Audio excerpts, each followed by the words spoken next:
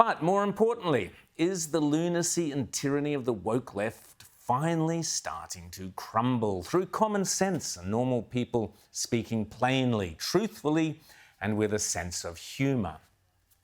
As I've always said, the greatest weapon we have against the modern left is our ability to mock and ridicule them.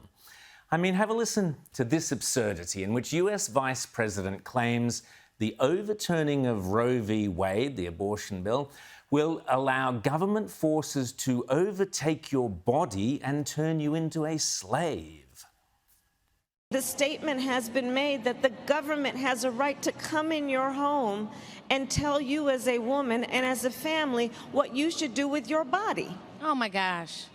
And the point has to be this.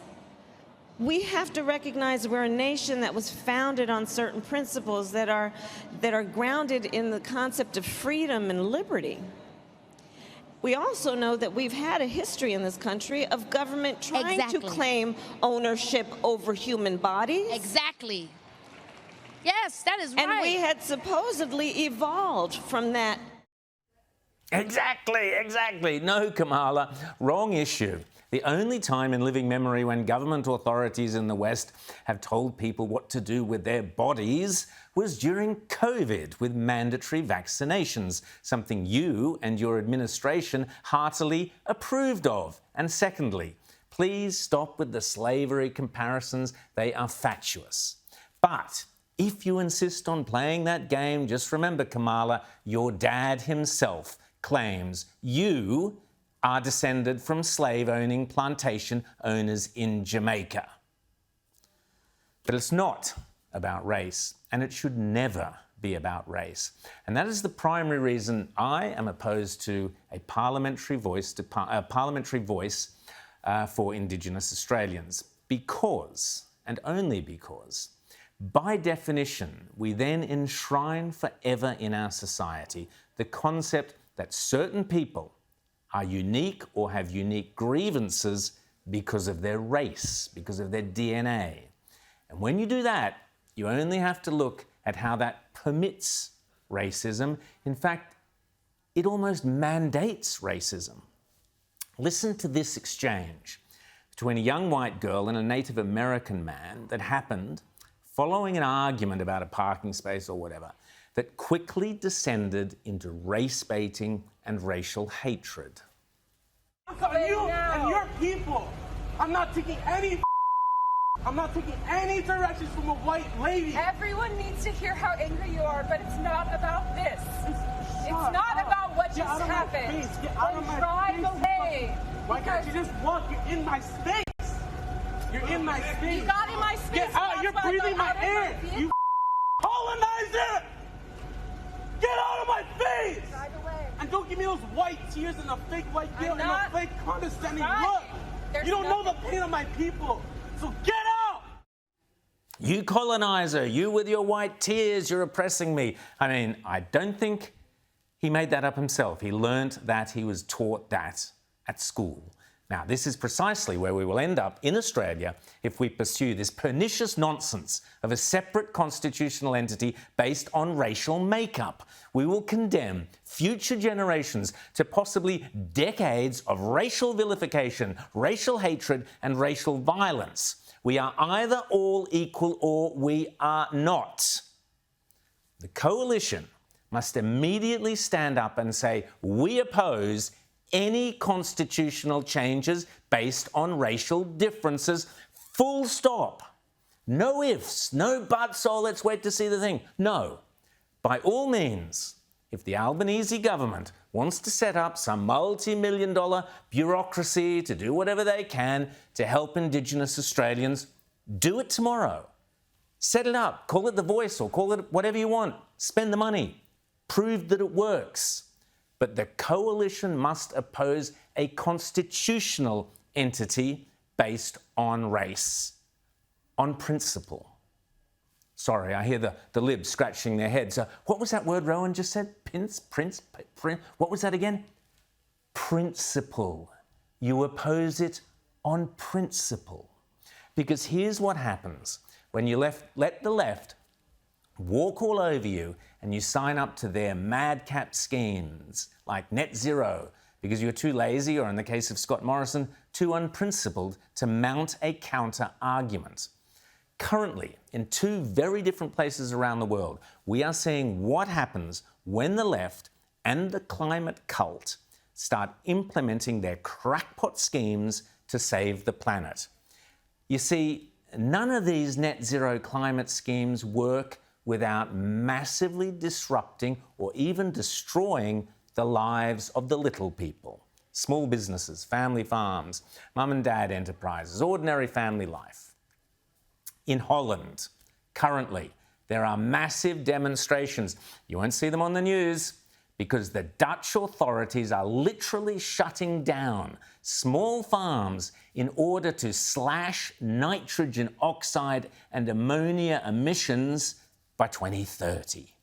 Thousands of tractor-driving Dutch protesters came out this week to continue demonstrations against the government's radical plan to cut nitrogen emissions by 30 to 70% as part of their green agenda. Completely arbitrary bureaucratic madness. But this is what happens when you legislate climate targets. The little people, the farmers, the small businesses, they get crushed under the wheels of the bureaucrats who believe they are saving the planet. Small farmers are now desperately fighting back in Holland, as they are in Sri Lanka, where a different set of insane green policies by the government there are forcing all farms to go organic, which has led to starvation, poverty and despair. And here are the police and army literally stopping everyday Sri Lankans from getting any gasoline.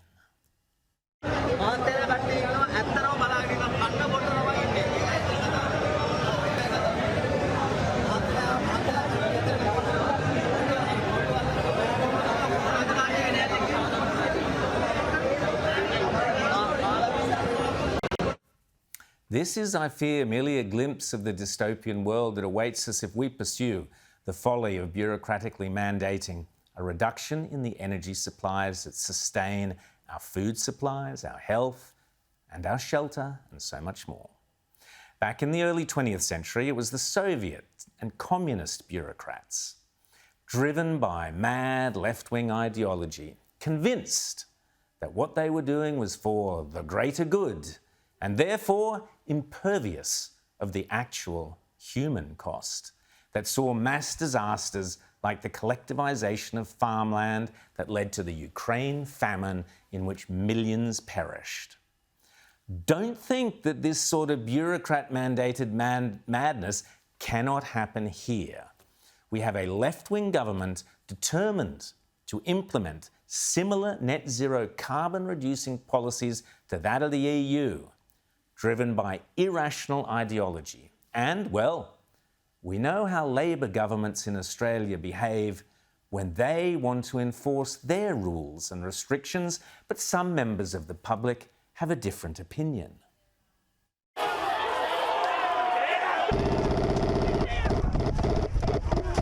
Media! Media! Media!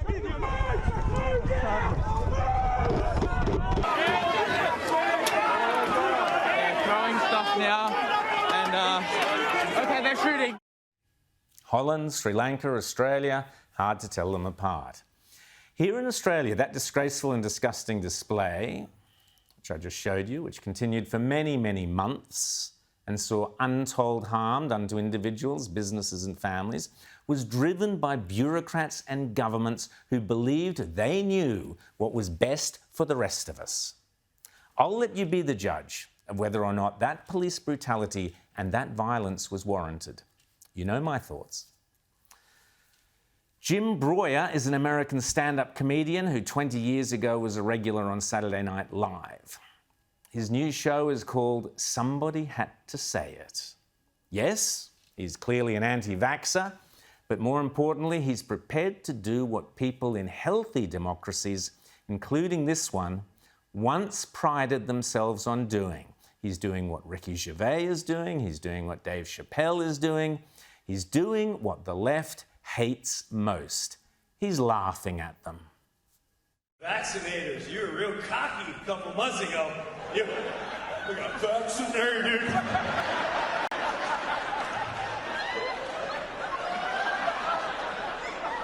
Got my second shot April 19th.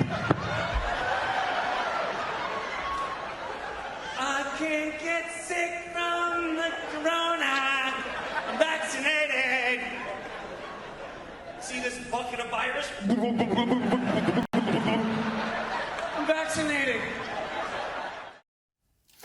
Then Jim Breuer, who has 3 daughters, does a skit which I think many people will appreciate, particularly those with teenage kids or grandkids, about when his daughter came home from university. And I couldn't wait to hear from my kid. She came back 6 weeks later from college. Couldn't wait. She came through the door. I'll never forget it. She walked right through and she was going sexist, racist, racist, sexist, sexist, racist, racist, sexist, sexist, racist, gender, gender, gender, gender. Can't say that. Can't say. You can't say that. You can't. LGBTQ2, LGBTQ2, LGBTQ, sexist, racist, rights, rights, gay rights, people rights, human rights, sexist, racist. Can't say that. You can't say that. No, it's not. That's not what it means. Yes, you can. Racist, sexist, gender, gender. All I said was good morning.